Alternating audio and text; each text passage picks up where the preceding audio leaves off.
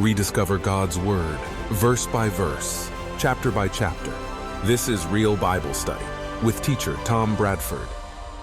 Welcome to Torah Class.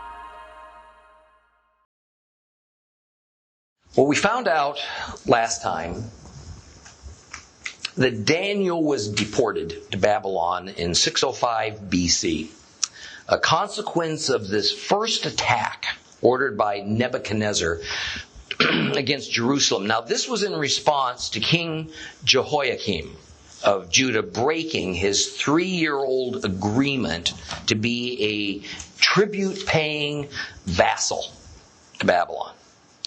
Now, Jerusalem wasn't badly damaged, although the temple was looted for a number of its valuable gold and silver ritual vessels. Those items were replaceable.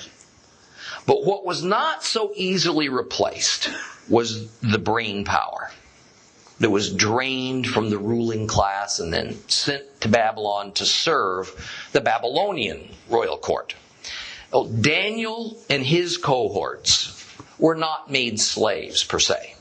They indeed were taken against their will, but they were treated with dignity and respect, and they were offered prestigious positions within the Babylonian government.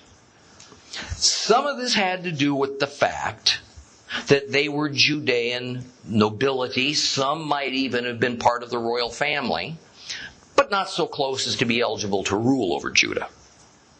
Now, while there were more than these 4 youths taken to Babylon, our story focuses only on these 4, and the primary interest is on one in particular, Daniel.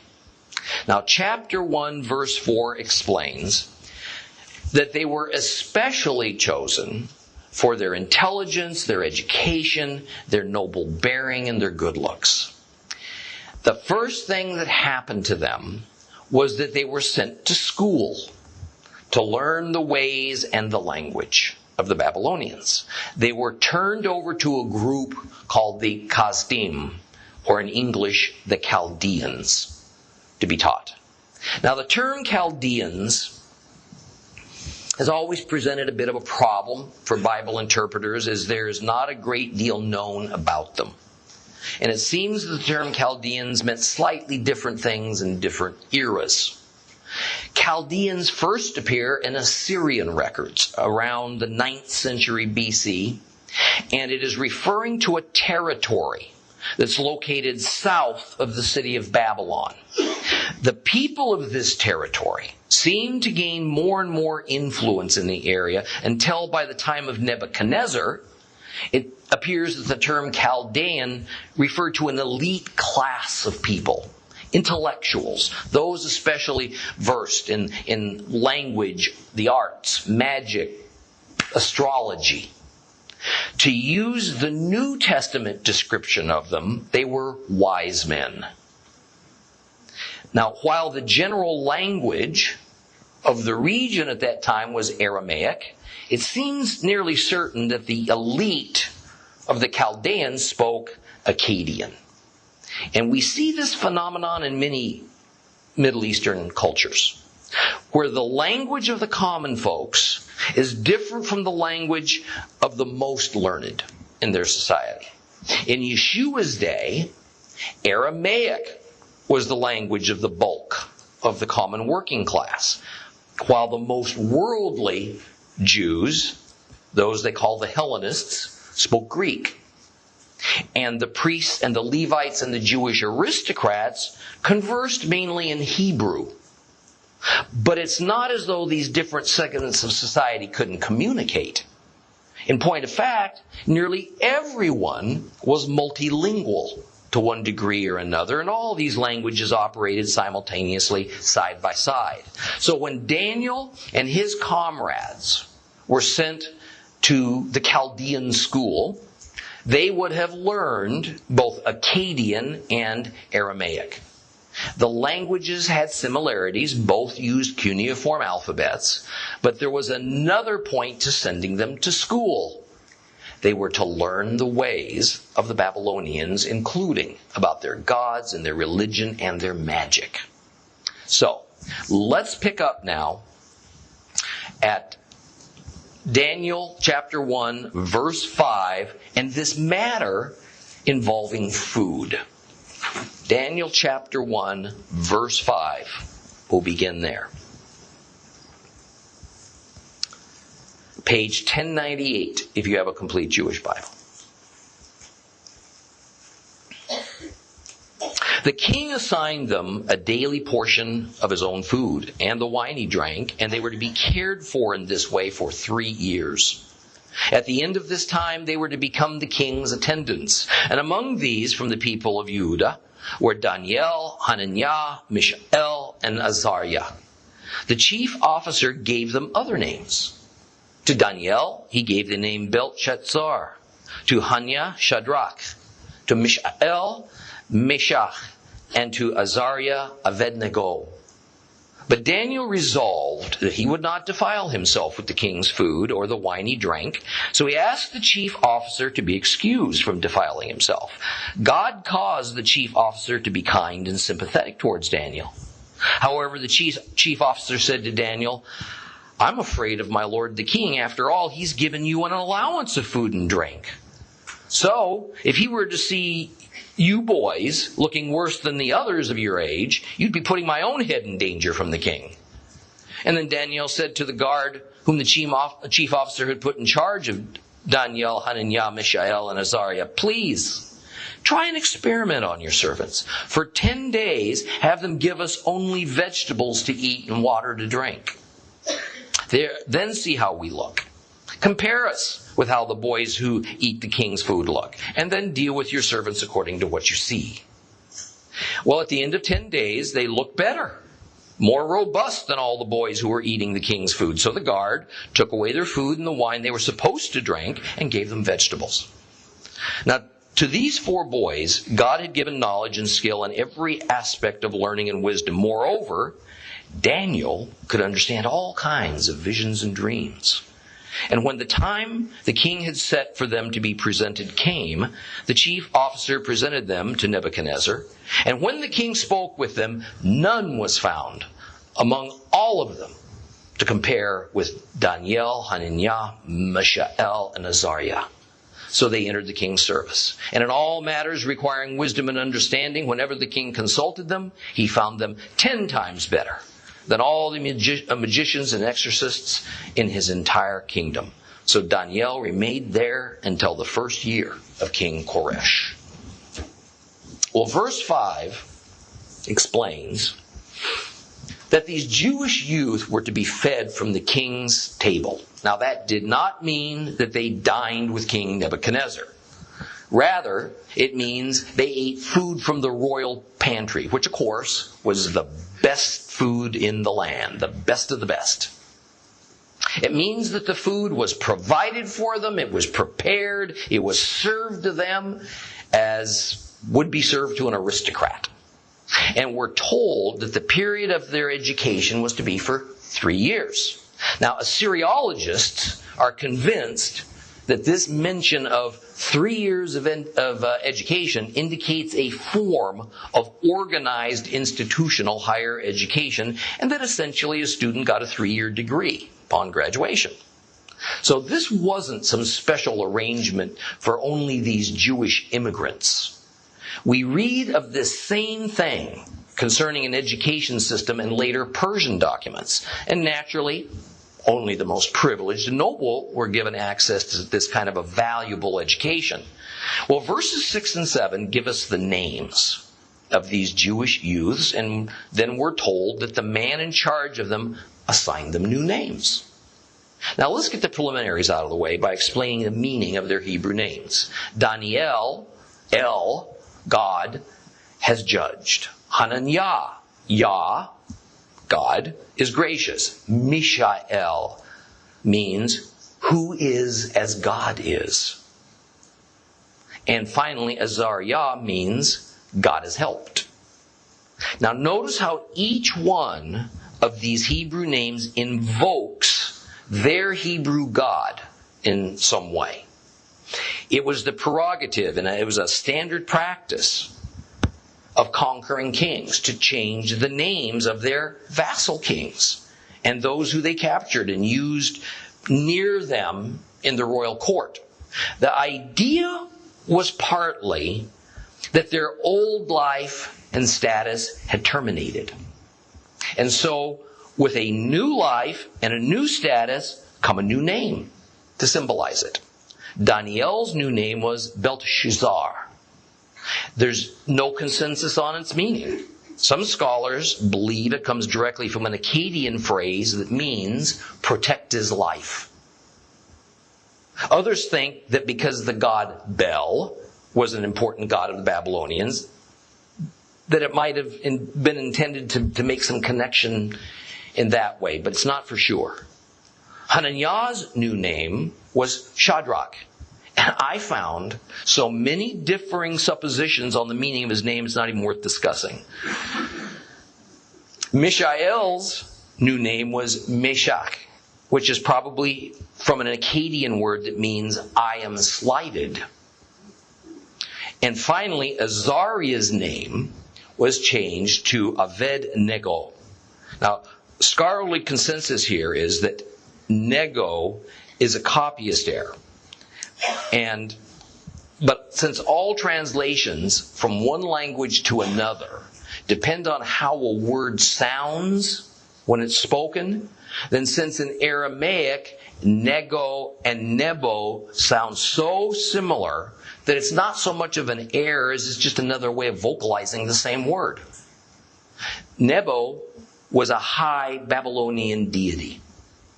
If the consensus is correct, then it probably means a servant of Nebo. And that makes sense. But now as we get to verse 8, the deeper reason for the name changes begins to reveal itself, which is why we took a moment to see what these Babylonian names might have meant.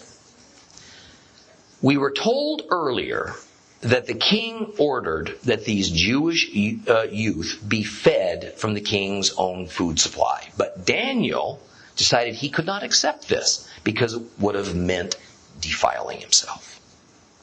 Why? Because the food being offered would not have been compatible with Torah law.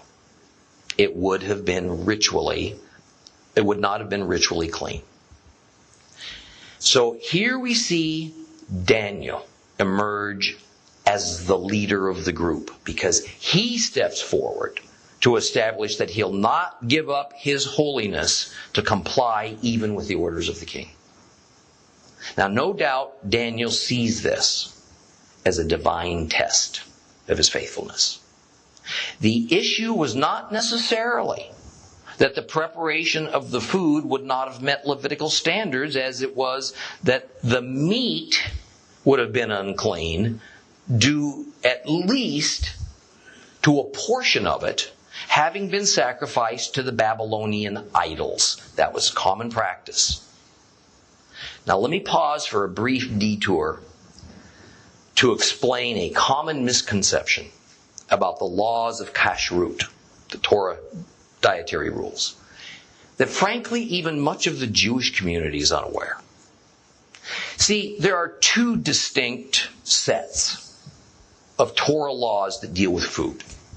One set deals with what is considered permissible.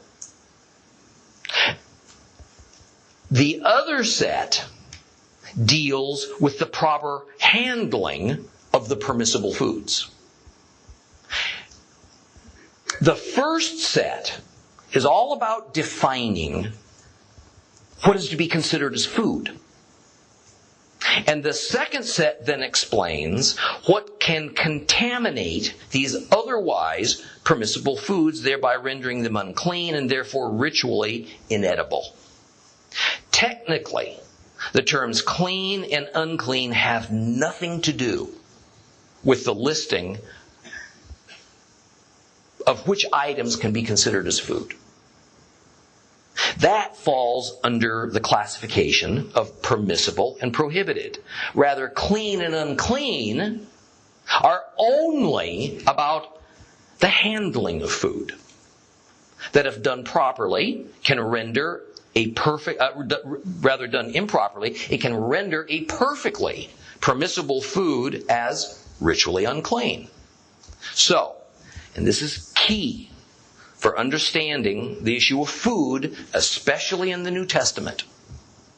From Leviticus onward, after the food laws are given to Moses, the term food is only referring to permissible food. Because if something otherwise edible is prohibited, it's not food. Our Western minds think about categorizing food items more as edible versus inedible. That is, things that will not harm us and may supply some level of nutrition are called edible. Things that would cause us to be harmed or maybe even die if we ingest them are called inedible. Thus, while a lot of insects and worms and reptiles and some plants that taste disgusting are indeed edible by humans from a purely scientific and medical standpoint, from a biblical standpoint, they don't qualify as food. And humans, especially redeemed humans, ought not to eat them. So remembering that from Genesis to Revelation, the Bible is a Hebrew document created in the context of a Hebrew culture, then understand that unless the biblical context specifically calls for a different definition, when God, or a Hebrew, uses the term food, it's only referring to permissible food according to the list given in the law of Moses. Anything outside that list isn't food. So it's not referred to in the Bible as food. Thus, when we encounter a food issue in the Old Testament or the New Testament, keep that in mind. And since this matter is especially problematic for Christians, consider this example in 1 Corinthians 8, 4 through 7. I'll just read it to you. This will sound familiar. So, as for eating food sacrificed to idols, we know that, as you say, an idol has no real existence in this world, and there is only one God. For even if there are so-called gods, either in heaven or earth, as in fact there are gods and lords galore, yet for us there is one God, the Father, from whom all things come, for whom we exist, from whom we exist, and one Lord, Yeshua the Messiah, through whom were created all things, and through whom we have our being. But not everyone has this knowledge. Moreover, some people are still so accustomed to idols that when they eat food which has been sacrificed to them, they think of it as really affected by the idol. And their consciences being weak are thus defiled. So, this passage has a number of issues involved in it. First is the use of the term food. And food is defined in the Bible as something that God has said in the law of Moses is permissible to eat. But because, in this case of 1 Corinthians 8, the food had been sacrificed to idols, then this food now becomes ritually unclean. So, for instance, this passage by no means is indicating, say, sacrificing a pig or a horse or something that's prohibited and thus is fundamentally not food. And just so we don't leave this passage hanging, Paul goes on to explain that since idols have always been nothings, since there are no such things in reality as other gods, then it is certainly not that some silly idol has somehow caused the molecular structure of the meat to literally change. Or is it contaminated like you dropped it in a mud puddle? So that's not why this food becomes unclean. Thus, because the people in question don't have the knowledge of God, the God of Israel, or the laws of Moses and the Torah, We're no doubt speaking about Gentiles here, this passage. And the Torah makes it clear that it is not any inherent physical aspect of an edible item that is at the root of God's food choices. Rather, it's simply the Lord's sovereign decision. The conclusion is that to not eat food sacrificed to idols is strictly a matter of obedience and faith to the God of Israel. It's not an issue of a magical spell cast over the meat or some physical transformation within the meat. Thus, these Gentiles in this New Testament passage who sacrifice their meat to idols before they eat it, really believing that these idols have some physical, tangible effect on that meat, for them, it's not that their food somehow becomes physically defiled, since these idols don't have any power anyway. Rather, it's that their consciences become defiled, ritually unclean before God, because their intent is wrong.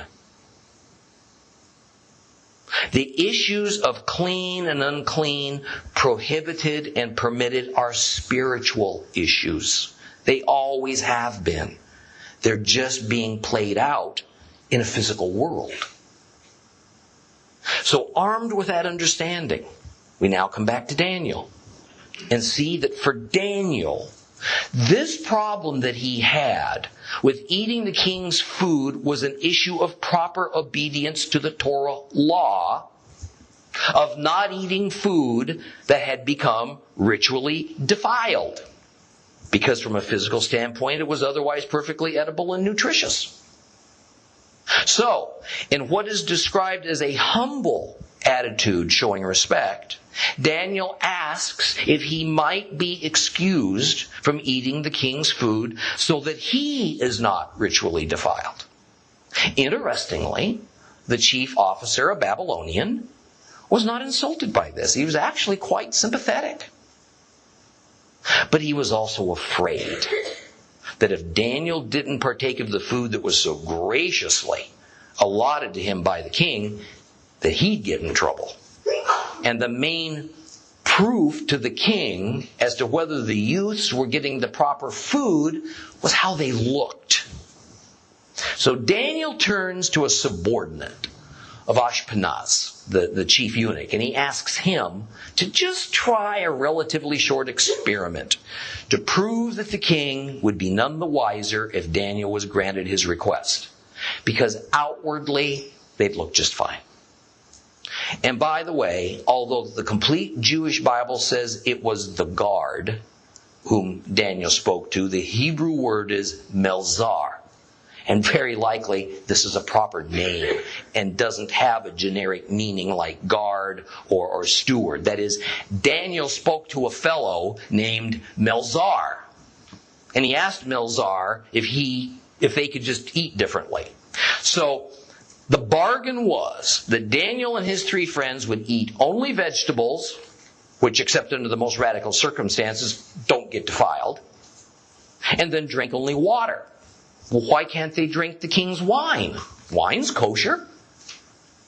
No one really has a provable answer to that, except that perhaps the wine used by the Babylonian royalty was a much higher alcohol content than Hebrew table wine. And it is, if that's the case, a wine with too high of an alcohol content is called in the Bible old wine, or shkar. And it's fermented with the express purpose to get you drunk as quickly as possible. But that's just speculation and opinion. Well, the testing period was to be for 10 days. And then Melzar could determine if the Jewish youths looked okay so he wouldn't get in trouble. And of course, at the end of 10 days, the young men looked better than the others who ate the king's food and drank his wine. So, Melzar agreed to continue with the dietary program. A point I'd like to make here is this. From a nutrition or a food safety aspect, there wasn't a thing in the world wrong with the food that the king provided for the Jewish youth. It was first rate. And no doubt it was probably permissible under Torah law. And for you vegetarians, don't think that this vegan diet we see Daniel and his buddies eating was somehow causing them to look better. This was a spiritual issue. I've said it over and over again. The laws of Moses aren't and have never been salvation issues. The laws of Moses did not redeem Israel to start with. And with some exceptions, they didn't maintain Israel's redemption when obeyed. And for believers, there's only one thing that redeems us: our trust in the Lord Yeshua. And scrupulously obeying God's commandments is not the determining factor, with some exceptions, in maintaining our relationship and our membership in the kingdom of God. Daniel and his friends would not have become unredeemed had they eaten the king's defiled food. But they would have become ritually unclean. Now, the issue I'm highlighting here is a determination to be obedient to the Lord's commandments as a proper response to God's free gift of redemption and relationship. However, if one's determination is to intentionally and habitually trespass against God's commandments, this may well indicate a fundamental lack of trust or faith in God. And a lack of faith or trust, indeed, puts one's redemption in doubt, since trust and faith are the core requirements for redemption. Now, Daniel and his friends knew God's laws well. But now that they were up in Babylon, would they strive to obey those dietary laws, even in a foreign place under challenging circumstances? Would they continue to be a good witness for Yehovah in a pagan place by steadfastly remaining obedient? Or would they go along with the crowd and employ the motto, when in Rome? Daniel passed the divine test. The Lord favored Daniel and his three friends. Not only was sustained health on such a limited diet, but they actually fared better than those who ate the full menu. This was not a natural result of eating only vegetables and water. It was a supernatural blessing by God. And it no doubt made a favorable impression on both Melzar and his boss, Ashpenaz. Now, if I can ask for your full attention.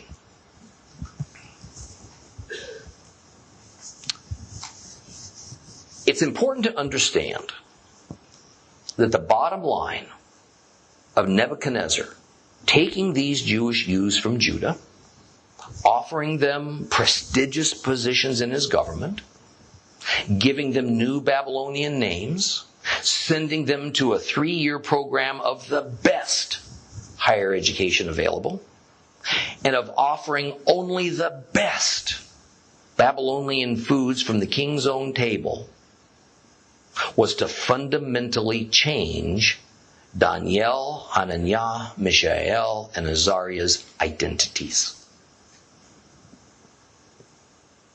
They were brought to him as intelligent, faithful Jews. And he wanted them to become loyal, useful Babylonians. The intent was to separate them from their heritage, their nation, and their faith. The intent was to separate them from their heritage, their nation, and their faith. The goal was to have them in time think differently than when they first arrived. And the primary ingredients needed to facilitate this new identity were location, name, education, and diet. And notice that of these 4 ingredients on the path to identity change, the one that's given the most attention in this story was diet. This is not by accident. And as I try to remind Gentile Christians whenever the opportunity arises, when Adam and Eve were created, they had no known rules given to them, save for one. They essentially had a Torah that consisted of one commandment. You recall what that one commandment was? Genesis 2:15 through 17. Adonai God took the person and put him in the Garden of Eden to cultivate it and care for it. Adonai God gave the person this order: you may eat freely from every tree in the garden, except the tree of the knowledge of good and evil. You are not to eat from it, because on the day you eat from it, it will become certain that you will die. In a pristine world that was perfect at that moment, completely free of sin, there was given to the first couple a divine commandment that, as illogical as it might seem to our modern scientific, systematic, theology-based Christianity, was about diet.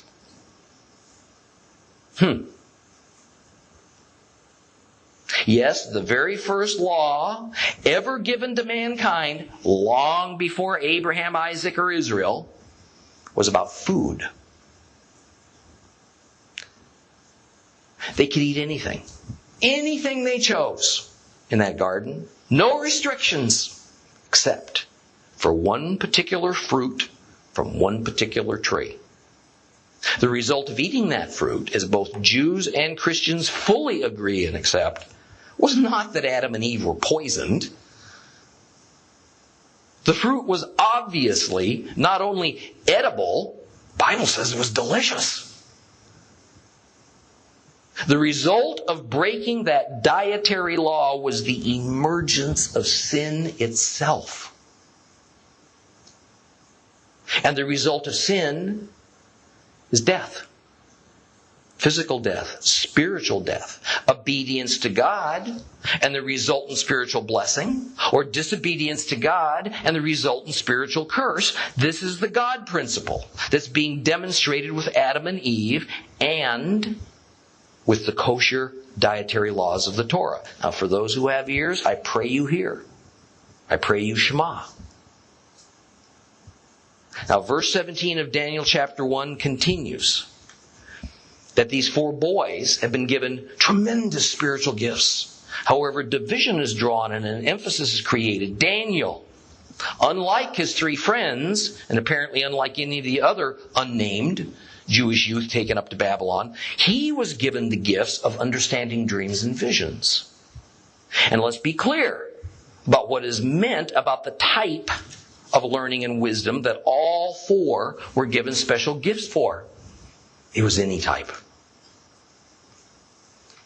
These boys would have had great ability to learn and to digest the Babylonian languages, magic arts, God systems. But with wisdom, they could also discern what was true, what was false.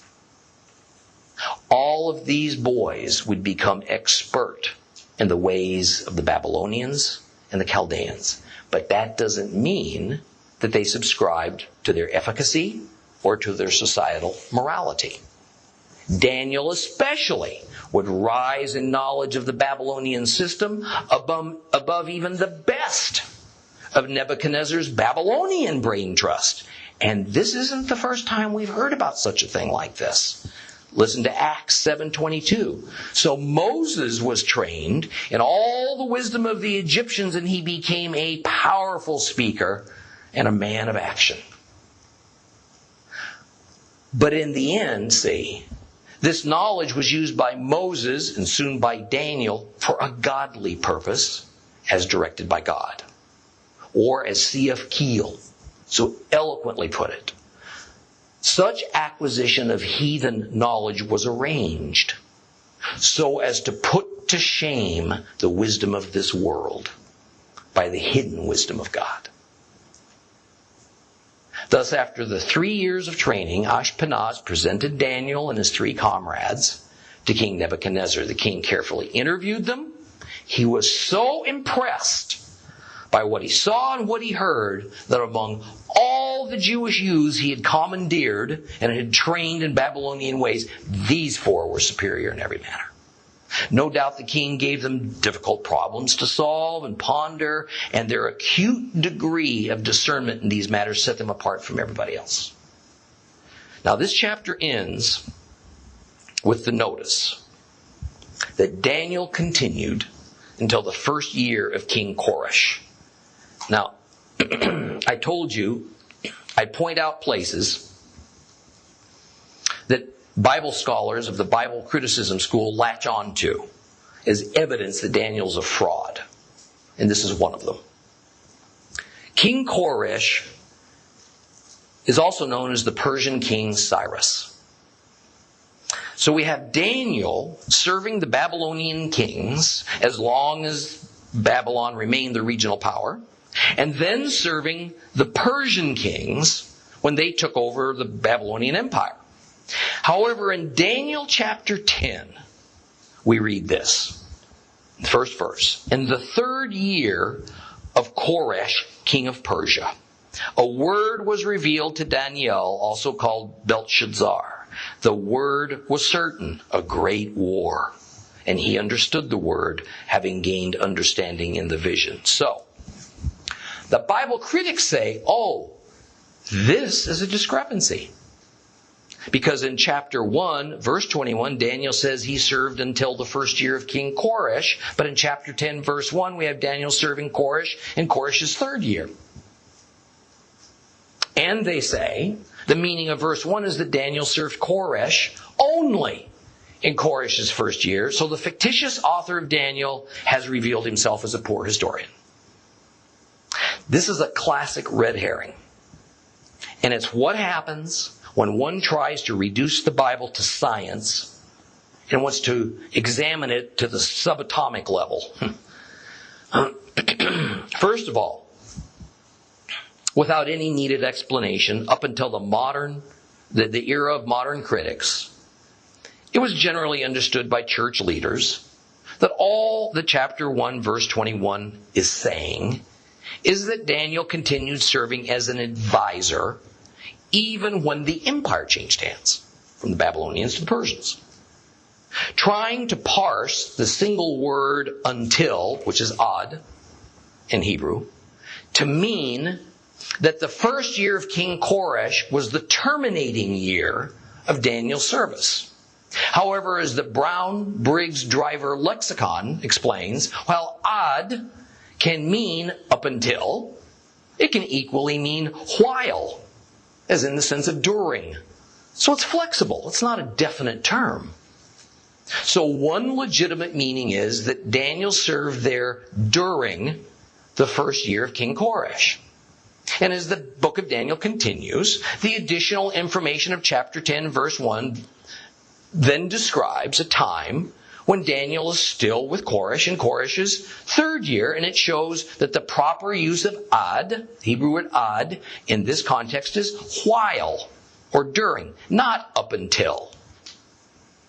And yet the Bible critics want to say that chapter 10, verse 1 doesn't provide context, it provides contradiction.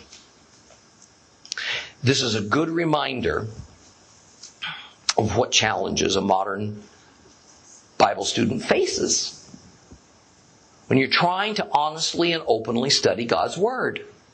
Because the bulk of scholarship for over a century that has influenced nearly every Christian denomination, and much of the Jewish world as well, has set about trying to prove that the Bible, while a good book, is nonetheless not a divine book.